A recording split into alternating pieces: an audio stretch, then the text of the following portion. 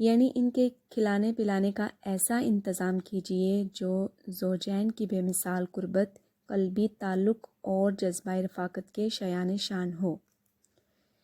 جہاں تک ہو سکے بیوی سے خوشگمان رہیے اور اس کے ساتھ نباہ کرنے میں تحمل، بردباری اور اعلیٰ ظرفی کی روش اختیار کیجیے۔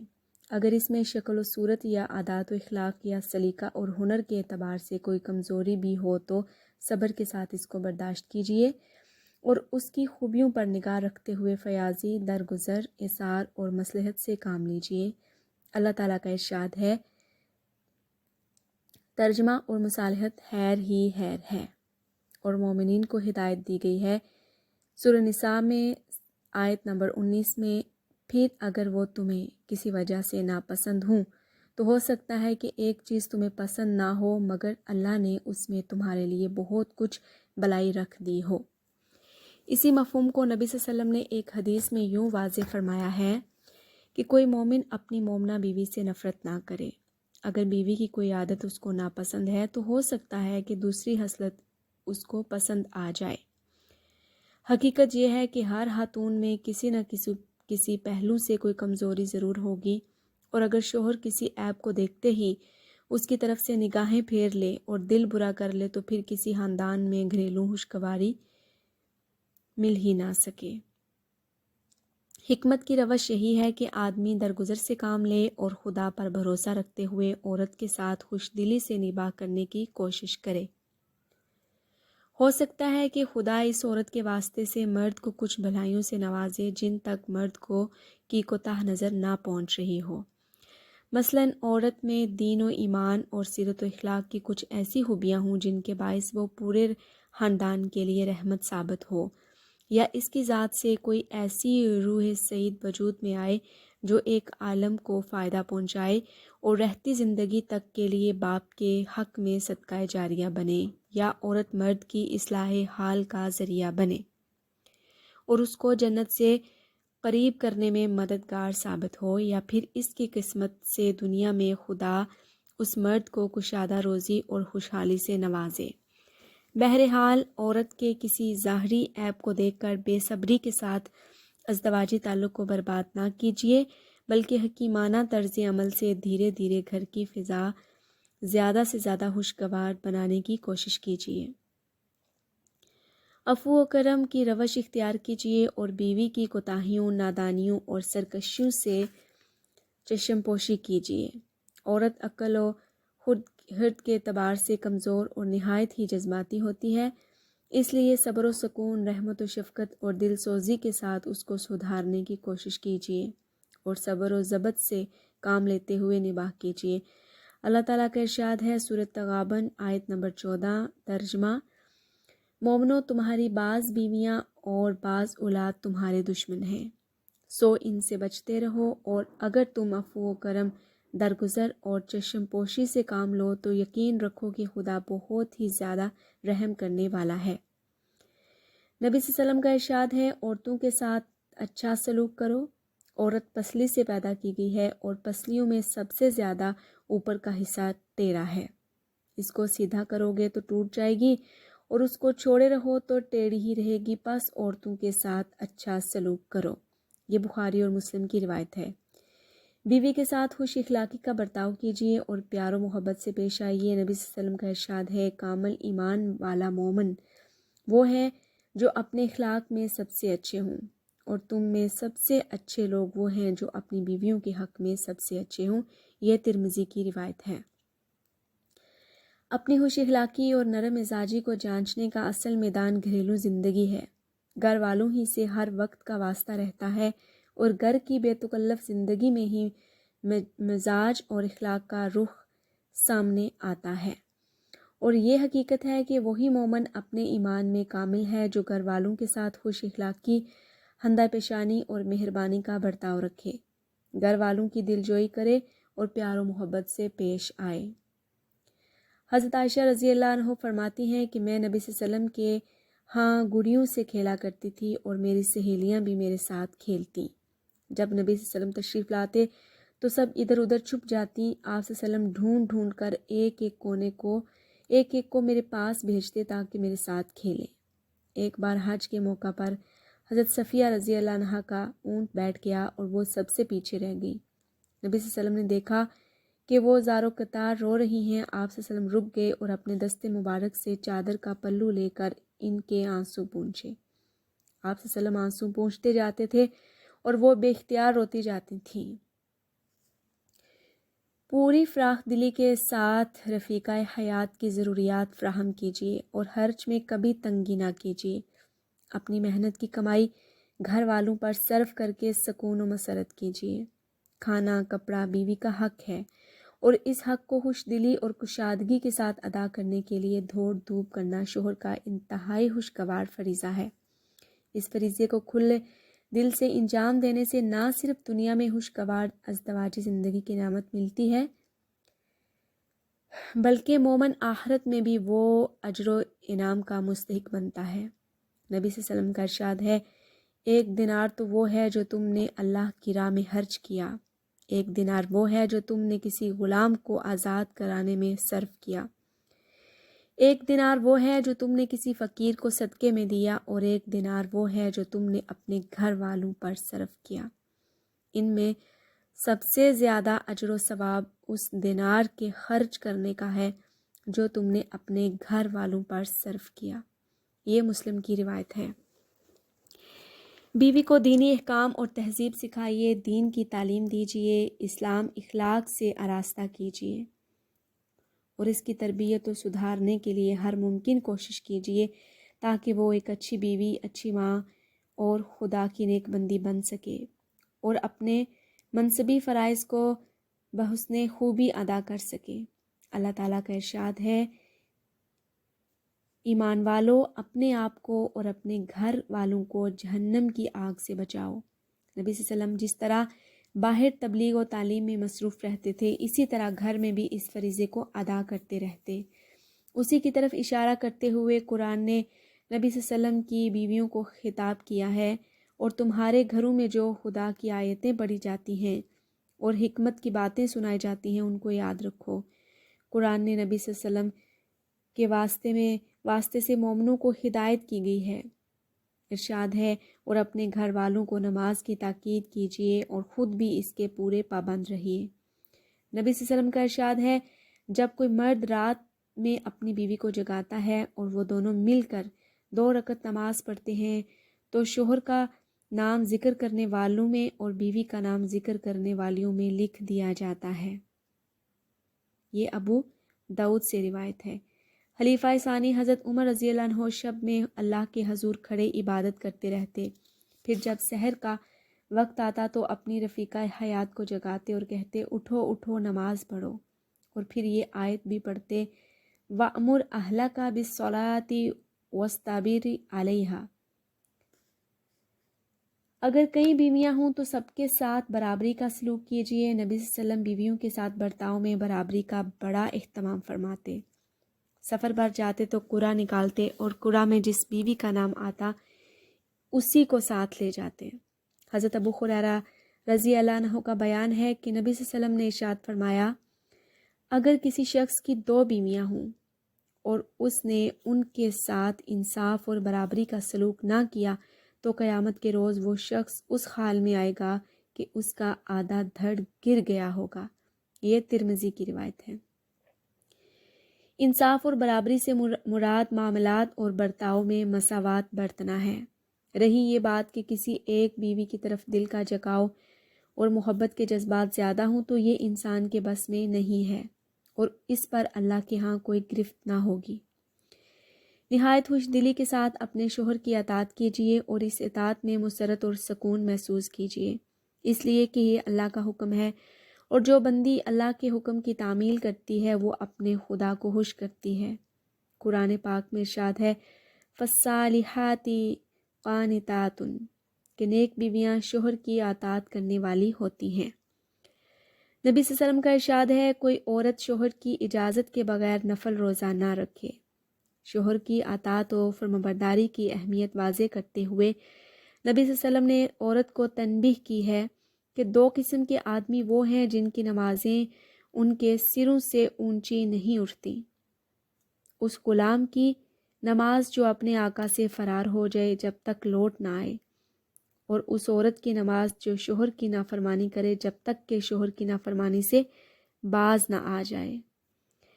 اپنی آبرو اور عصمت کی حفاظت کا اہتمام کیجیے اور ان تمام باتوں اور کاموں سے بھی دور رہیے جن سے دامت عصمت پر دھبا لگنے کا اندیشہ ہو۔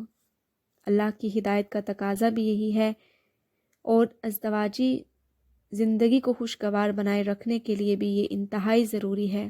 اس لیے اگر شوہر کے دل میں اس طرح کا کوئی شبہ پیدا ہو جائے تو پھر عورت کی کوئی خدمت و اطاعت اور کوئی بھلائی شوہر کو اپنی طرف مائل نہیں کر سکتی، اور اس معاملہ میں معمولی سی کوتاہی سے بھی شوہر کے دل میں شیطان شبہ ڈالنے میں کامیاب ہو جاتا ہے۔ لہٰذا انسانی کمزوری کو نگاہ میں رکھتے ہوئے انتہائی احتیاط کیجیے۔ نبی صلی اللہ علیہ وسلم کا ارشاد ہے، عورت جب پانچوں وقت کی نماز پڑھے، اپنی آبرو کی حفاظت کرے، اپنے شوہر کی فرما بردار رہے تو وہ جنت میں جس دروازے سے چاہے داخل ہو جائے۔ شوہر کی اجازت اور مرضی کے بغیر گھر سے باہر نہ جائے، اور نہ ایسے گھروں میں جائے جہاں شوہر آپ کا جانا پسند نہیں کرتے، اور نہ ایسے لوگوں کو اپنے گھر میں آنے کی اجازت دیجیے جن کا آنا شوہر کو ناگوار ہو۔ حضرت معاذ بن جبل رضی اللہ عنہ کہتے ہیں کہ نبی صلی اللہ علیہ وسلم نے ارشاد فرمایا، خدا پر ایمان رکھنے والی عورت کے لیے یہ جائز نہیں کہ وہ اپنے شوہر کے گھر میں کسی ایسے شخص کو آنے کی اجازت دے جن کا آنا شوہر کو ناگوار ہو، اور وہ گھر سے ایسی صورت میں نکلے جبکہ اس کا نکلنا شوہر کو ناگوار ہو، اور عورت شوہر کے معاملے میں کسی دوسرے کا کہا نہ مانے۔ یعنی شوہر کے معاملے میں شوہر کی مرضی اور اشارہ چشم و آبرو ہی پر عمل کیجیے، اور اس کے خلاف ہرگز دوسرے کے مشوروں کو نہ اپنائیے۔ ہمیشہ اپنے قول و عمل اور انداز و اطوار سے شوہر کو خوش رکھنے کی کوشش کیجیے۔ کامیاب ازدواجی زندگی کا راز بھی یہی ہے کہ اللہ کی رضا اور جنت کے حصول کا راستہ بھی یہی ہے۔ نبی صلی اللہ علیہ وسلم کا ارشاد ہے، جس عورت نے بھی اس حال میں انتقال کیا کہ اس کا شوہر اس سے راضی اور خوش تھا تو وہ جنت میں داخل ہوگی۔ یہ ترمذی کی روایت ہے۔ اور نبی صلی اللہ علیہ وسلم نے یہ بھی فرمایا کہ جب کوئی آدمی اپنی بیوی کو جنسی ضرورت کے لیے بلائے اور وہ نہ آئے، اور اس بنا پر شوہر رات بھر اس سے خفا رہے، تو ایسی عورت پر صبح تک فرشتے لعنت کرتے رہتے ہیں۔ اپنے شوہر سے محبت کیجیے اور اس کی رفاقت کی قدر کیجیے۔ یہ زندگی کی زینت کا سہارا اور راہ حیات کا عظیم معین اور مددگار ہے۔ اللہ کی اس عظیم نعمت پر بھی اللہ کا شکر ادا کیجیے اور اس نعمت کی بھی دل و جان سے قدر کیجیے۔ نبی صلی اللہ علیہ وسلم نے ایک موقع پر فرمایا، نکاح سے بہتر کوئی چیز دو محبت کرنے والوں کے لیے نہیں پائی گئی۔ حضرت صفیہ رضی اللہ عنہ کو نبی صلی اللہ علیہ وسلم سے انتہائی محبت تھی، چنانچہ جب آپ صلی اللہ علیہ وسلم بیمار ہوئے تو انتہائی حسرت کے ساتھ بولی، کاش آپ صلی اللہ علیہ وسلم کے بجائے میں بیمار ہوتی۔ نبی صلی اللہ علیہ وسلم کی دوسری بیویوں نے اس اظہار محبت پر تعجب سے ان کی طرف دیکھا تو نبی صلی اللہ علیہ وسلم نے فرمایا، دکھاوا نہیں ہے بلکہ سچ کہہ رہی ہیں۔ شوہر کا احسان مانیے، اس کی شکر گزار رہیے۔ آپ کا سب سے بڑا محسن آپ کا شوہر ہی تو ہے، جو ہر طرح آپ کو خوش کرنے میں لگا رہتا ہے، آپ کی ہر ضرورت کو پورا کرتا ہے اور آپ کو ہر طرح کا آرام پہنچا کر آرام محسوس کرتا ہے۔ حضرت اسماء رضی اللہ عنہ کہتی ہیں کہ ایک بار نبی صلی اللہ علیہ وسلم میرے پاس سے گزرے، میں اپنی پڑوسن سہیلیوں کے ساتھ تھی۔ آپ صلی اللہ علیہ وسلم نے ہمیں سلام کیا اور ارشاد فرمایا، تم پر جن کا احسان ہے ان کی ناشکری سے بچو۔ تم میں کوئی ایک اپنے ماں باپ کے ہاں کافی دنوں تک بن بیاہی بیٹھی رہتی ہے، پھر خدا اس کو شوہر عطا فرماتا ہے، پھر خدا اس کو اولاد سے نوازتا ہے۔ ان تمام احسانات کے باوجود اگر کبھی کسی بات پر شوہر سے خفا ہوتی ہے تو کہہ اٹھتی ہے، میں نے تو کبھی تمہاری طرف سے کوئی بھلائی دیکھی ہی نہیں۔ ناشکر گزار اور احسان فراموش بیوی کو تنبیہ کرتے ہوئے نبی صلی اللہ علیہ وسلم نے ارشاد فرمایا، خدا قیامت کے روز اس عورت کی طرف نظر اٹھا کر بھی نہیں دیکھے گا جو شوہر کی ناشکر گزار ہوگی، حالانکہ عورت کسی وقت بھی شوہر سے بے نیاز نہیں ہو سکتی۔ شوہر کی خدمت کر کے خوشی محسوس کیجیے اور جہاں تک ہو سکے خود تکلیف اٹھا کر شوہر کو آرام پہنچائیے اور ہر طرح اس کی خدمت کر کے اس کا دل اپنے ہاتھ میں لینے کی کوشش کیجیے۔ حضرت عائشہ رضی اللہ عنہ اپنے ہاتھ سے نبی صلی اللہ علیہ وسلم کے کپڑے دھوتی، سر میں تیل لگاتی، کنگھا کرتی، خوشبو لگاتی، اور یہی حال دوسری صحابیہ خواتین کا بھی تھا۔ ایک بار نبی صلی اللہ علیہ وسلم نے فرمایا، کسی انسان کے لیے یہ جائز نہیں کہ وہ کسی دوسرے انسان کو سجدہ کرے۔ اگر اس کی اجازت ہوتی تو بیوی کو حکم دیا جاتا کہ وہ اپنے شوہر کو سجدہ کرے۔ شوہر کا اپنی بیوی پر عظیم حق ہے، اتنا عظیم حق کہ اگر شوہر کا سارا جسم زخمی ہو اور بیوی شوہر کے زخمی جسم کو زبان سے چاٹے تب بھی شوہر کا حق ادا نہیں ہو سکتا۔ شوہر کے گھر اور مال و اسباب کی حفاظت کیجیے۔ یہ حدیث اس لیے بیان کی گئی ہے، اس کی مثال دی گئی ہے کہ عورت کو اپنے خاوند کی شکر گزار ہونا چاہیے۔ اس سے یہ مراد ہرگز نہیں ہے کہ بعض کمینہ صفت مرد بھی ہوتے ہیں جو اپنی بیویوں کو اذیت دیتے ہیں۔ شوہر کے گھر اور مال و اسباب کی حفاظت کیجیے۔ شادی کے بعد شوہر کے گھر ہی کو اپنا گھر سمجھیے اور شوہر کے مال کو شوہر کے گھر کی رونق بڑھانے، شوہر کی عزت بنانے اور ان کے بچوں کا مستقبل سنوارنے میں حکمت اور کفایت اور سلیقے سے خرچ کیجیے۔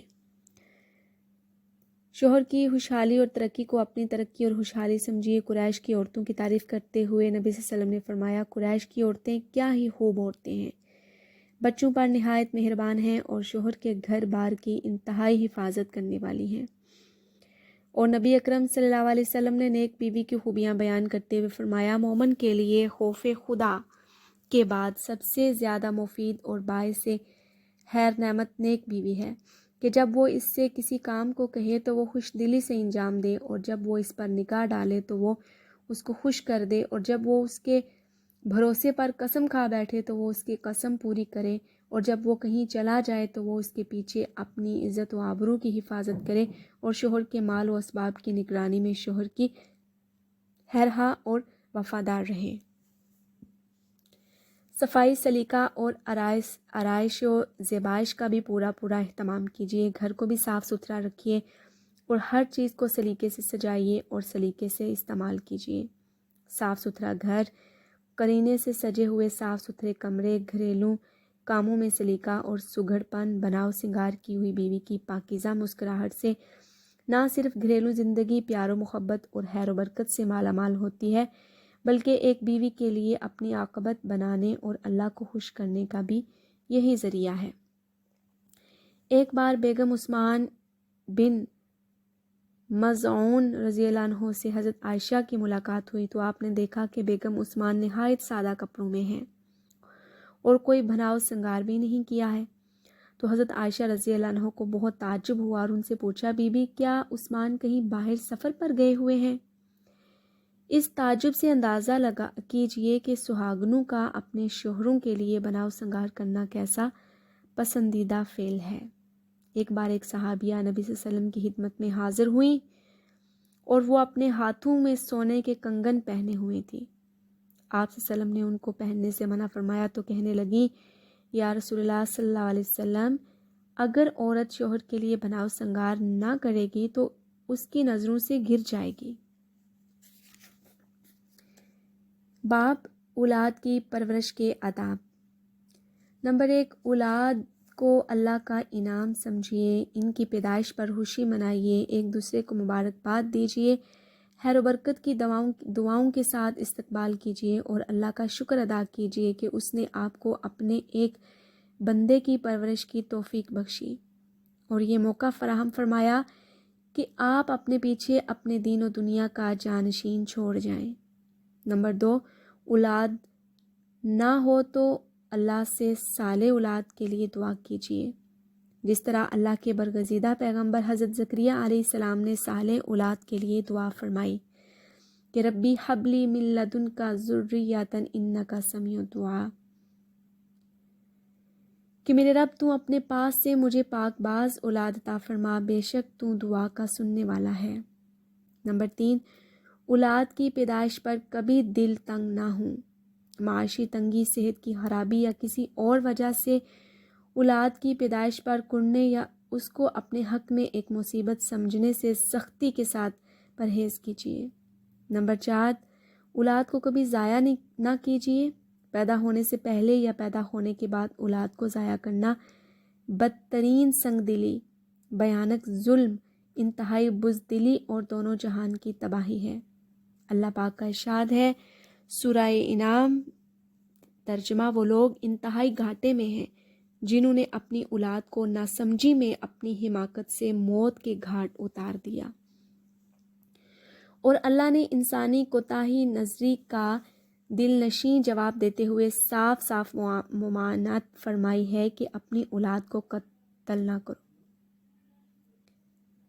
بنی اسرائیل میں ہے وَلَا تَقْتُلُوا أَوْلَادَكُمْ خَشْیَةَ إِمْلَاقٍ نَحْنُ نَرْزُقُهُمْ وَإِيَّاكُمْ إِنَّ قَتْلَهُمْ كَانَ خِطْئًا كَبِیرًا، اور اپنی اولاد کو فکر و فاقے کے خوف سے قتل نہ کرو، ہم ان کو بھی رزق دیں گے اور ہم ہی تمہیں بھی رزق دے رہے ہیں۔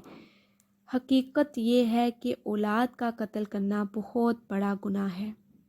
ایک بار ایک صحابی نے دریافت کیا، یا رسول اللہ صلی اللہ علیہ وسلم، سب سے بڑا گناہ کیا ہے؟ فرمایا شرک۔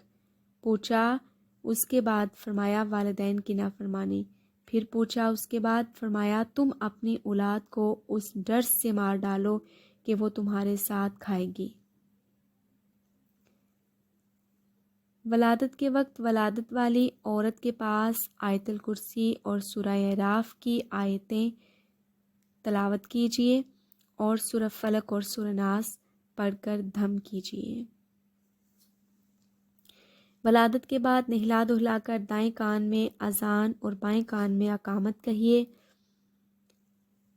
جب حضرت حسین رضی اللہ عنہ کی ولادت ہوئی تو نبی صلی اللہ علیہ وسلم نے ان کے کان میں اذان و اقامت فرمائی، اور نبی صلی اللہ علیہ وسلم کا یہ بھی ارشاد ہے کہ جس کے ہاں بچے کی ولادت ہو اور وہ اس بچے کے دائیں کان میں اذان اور بائیں کان میں اقامت کہے تو بچہ ام الصبیان کی تکلیف سے محفوظ رہے گا، یعنی مرگی وغیرہ سے محفوظ رہے گا۔ پیدا ہوتے ہی بچے کے کان میں اللہ اور رسول کا نام پہنچانے میں بڑی حکمت ہے۔ علامہ ابن قیم اپنی کتاب تحفۃ الودود میں فرماتے ہیں، اس کا مطلب یہ ہے کہ انسان کے کان میں سب سے پہلے اللہ تعالیٰ کی عظمت اور کبریائی کی آواز پہنچے، اور جس شہادت کو وہ شعوری طور پر ادا کرنے کے بعد داخل اسلام ہوگا، اس کی تلقین پیدائش کے دن ہی سے کی جائے، جس طرح مرنے کے وقت اس کو کلمہ توحید کی تلقین کی جاتی ہے۔ اذان اور اقامت کا دوسرا فائدہ یہ بھی ہے کہ شیطان جو گھاٹ میں بیٹھا ہوتا ہے اور چاہتا ہے کہ انسان پیدا ہوتے ہی اس کو آزمائش میں مبتلا کرے، اذان سنتے ہی بھاگ جاتا ہے، اور شیطان کی دعوت سے پہلے بچے کو اسلام اور عبادت الہی کی دعوت دے دی جاتی ہے۔ اذان و اقامت کے بعد کسی نیک مرد یا عورت سے کھجور چبوا کر بچے کے تالوں میں لگوائیے اور بچے کے لیے خیر و برکت کی دعا کروائیے۔ کھجور وغیرہ کو چبا کر خوب نرم کر لیجیے تاکہ تالوں میں لگانے کو تکسین کہتے ہیں۔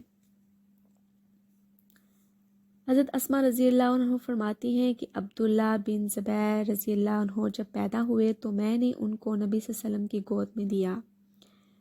آپ نے خرما منگوایا اور چبا کر لعاب مبارک حضرت عبداللہ بن زبیر کے منہ میں لگا دیا اور خرما ان کے تالوں میں ملا اور خیر و برکت کی دعا فرمائی۔ حضرت عائشہ رضی اللہ عنہ کا بیان ہے کہ نبی صلی اللہ علیہ وسلم کے ہاں بچے لائے جاتے تھے، آپ صلی اللہ علیہ وسلم تخنیق فرماتے اور ان کے حق میں خیر و برکت کی دعا فرماتے۔ حضرت امام احمد حنبل رحمۃ اللہ علیہ کے ہاں بچے کی ولادت ہوئی تو آپ نے اس کے منہ میں کھجور نرم کر کے ڈالی، اور اس کے لیے انہوں نے مکے کی کھجور منگوائی جو آپ کے گھر میں موجود تھی، اور ایک نیک بی بی ام علی سے انہیں تحسین کے درخواست کی۔ بچے کے لیے اچھا سا نام تجویز کیے جو یا تو پیغمبروں کے نام پر ہو یا اللہ کے نام سے پہلے عبداللہ لگا کر ترکیب دیا گیا ہو، جیسے عبداللہ یا عبد الرحمن وغیرہ۔ نبی صلی اللہ علیہ وسلم کا ارشاد ہے قیامت کے روز تمہیں اپنے اپنے ناموں سے پکارا جائے گا، اس لیے بہتر نام رکھا کرو۔ اور نبی صلی اللہ علیہ وسلم کا یہ بھی ارشاد ہے کہ اللہ کو تمہارے ناموں میں سے عبداللہ اور عبد الرحمن سب سے زیادہ پسند ہیں۔ اور آپ صلی اللہ علیہ وسلم نے یہ بھی فرمایا کہ انبیاء کے ناموں پر نام رکھو۔ اور بخاری میں ہے کہ آپ صلی اللہ علیہ وسلم نے فرمایا میرے نام پر نام رکھو، میری کنیت پر مت رکھو۔ اگر کبھی لا علمی میں غلط نام رکھ دیا ہو تو اس کو بدل کر اچھا نام رکھ لیجئے۔ نبی صلی اللہ علیہ وسلم غلط نام کو بدل دیا کرتے تھے۔ حضرت عمر رضی اللہ عنہ کی ایک صاحبزادی کا نام آسیہ تھا، عین الف صاد یہ سواد والا آسیہ، آپ صلی اللہ علیہ وسلم نے بدل کر جمیلہ رکھ دیا۔ حضرت زینب ابو سلمہ رضی اللہ عنہ کی بیٹی ہیں، ان کا نام برا تھا۔ برا کے معنی ہے پاک باز۔ نبی صلی اللہ علیہ وسلم نے یہ سنا تو فرمایا خود ہی اپنی پاک بازی کا دم بڑھتی ہو۔ لوگوں نے کہا پھر کیا نام رکھیں؟ آپ صلی اللہ علیہ وسلم نے فرمایا زینب رکھ لو۔ 7ویں دن عقیقہ کیجئے، لڑکے کی طرف سے 2 بکرے اور لڑکی کی طرف سے 1 بکرا کیجئے، لیکن لڑکے کی طرف سے 2 بکرے کرنا ضروری نہیں ہے، 1 بکرا بھی کر سکتے ہیں، اور بچے کے بال منڈوا کر اس کے برابر سونا یا چاندی خیرات کیجئے۔ نبی صلی اللہ علیہ وسلم کا ارشاد ہے 7ویں روز بچے کا نام تجویز کیا جائے اور اس کے بال وغیرہ اتروا کر اس کی طرف سے عقیقہ کیا جائے۔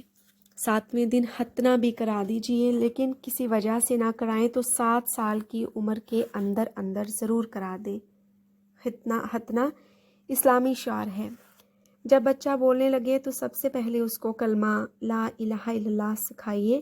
نبی صلی اللہ علیہ وسلم کا ارشاد ہے جب تمہاری اولاد بولنے لگے تو اس کو لا الہ الا اللہ سکھا دو، پھر مت پرواہ کرو کہ کب مرے، اور جب دودھ کے دانت گر جائیں تو نماز کا حکم دو۔ اور حدیث میں یہ بھی ہے کہ حضور صلی اللہ علیہ وسلم کے خاندان میں جب کسی بچے کی زبان کھل جاتی تو آپ صلی اللہ علیہ وسلم اس کو سورہ فرقان کی 2 آیت سکھاتے، جس میں توحید کی پوری تعلیم کو بڑی خوبی کے ساتھ سمیٹ دیا گیا ہے کہ اللہ ذی لہ الملک السماوات والارض ولم یتخذ ولدا ولم یکن لہ شریک فی الملک وخلق کل شیء فقدرہ تقدیرا۔ ترجمہ: وہ خدا جو آسمانوں اور زمین کی بادشاہی کا مالک ہے، جس نے کسی کو بیٹا نہیں بنایا، جس کے ساتھ بادشاہی میں کوئی شریک نہیں ہے، جس نے ہر چیز کی تخلیق کی اور پھر اس کی موزوں تقدیر مقرر فرمائی۔ بچے کو اپنا دودھ بھی پلائیے، ماں پر بچے کا یہ حق ہے۔ قرآن نے اولاد کو ماں کا یہی احسان یاد دلا کر ماں کے ساتھ غیر معمولی حسن سلوک کی تاکید کی ہے۔ ماں کا فرض یہ ہے کہ وہ بچے کو اپنے دودھ کے ایک ایک قطرے کے ساتھ توحید کا درس، رسول اللہ صلی اللہ علیہ وسلم کا عشق اور دین کی محبت بھی پلائے، اور اس محبت کو اس کے قلب و روح میں بسانے کی کوشش کرے۔ پرورش کی ذمہ داری باپ پر ڈال کر اپنا بوجھ ہلکا سمجھے، بلکہ اس خوشگوار دینی فریضے کو انجام دے کر روحانی سکون اور سرور محسوس کیجیے۔ بچوں کو ڈرانے سے پرہیز کیجیے۔ ابتدائی عمر کا یہ ڈر ساری عمر ذہن و دماغ پر چھایا رہتا ہے، اور ایسے بچے بالعموم زندگی میں کوئی بڑا کارنامہ انجام دینے کے لائق نہیں رہتے۔ اولاد کو بات بات پر ڈانٹنے، جھڑکنے اور برا بھلا کہنے سے سختی کے ساتھ پرہیز کیجیے، اور ان کی کوتاہیوں پر بیزار ہونے اور نفرت کا اظہار کرنے کی بجائے حکمت کے ساتھ ان کی تربیت کرنے کی محبت آمیز کوشش کیجیے، اور اپنے طرز عمل سے بچوں کے ذہن پر یہ خوف بہرحال غالب رکھیے کہ ان کی کوئی خلاف شرع بات آپ ہرگز برداشت نہ کریں گے۔ اولاد کے ساتھ ہمیشہ شفقت، محبت، نرمی کا برتاؤ کیجیے، اور حسب ضرورت و حیثیت ان کی ضروریات پوری کر کے ان کو خوش رکھیے اور اطاعت و فرما برداری کے جذبات ابھاریے۔ ایک بار حضرت معاویہ رضی اللہ عنہ سے کسی نے پوچھا، کہیے اولاد کے سلسلے میں کیا سلوک ہونا چاہیے؟ تو آپ نے کہا، امیر المومنین، اولاد ہمارے قلوب کا ثمر ہے، کمر کی ٹیک ہے، ہماری حیثیت ان کے لیے زمین کی طرح ہے جو نہایت نرم اور بے ضرر ہے، اور ہمارا وجود ان کے لیے سایہ فگن آسمان کی طرح ہے، اور ہم انہی کے ذریعے بڑے بڑے کام انجام دینے کی ہمت کرتے ہیں۔ بس اگر وہ آپ سے کچھ مطالبہ کریں تو ان کو خوب دیجیے، اور کبھی گرفتہ دل ہوں تو ان کے دلوں کا غم دور کیجیے، نتیجہ میں وہ آپ سے محبت کریں گے، آپ کی پدرانہ کوششوں کو پسند کریں گے، اور کبھی ان پر ناقابل برداشت بوجھ نہ بنیے کہ وہ آپ کی زندگی سے اکتا آ جائیں اور آپ کی موت کے ہاں ہوں، آپ کے قریب آنے سے نفرت کریں۔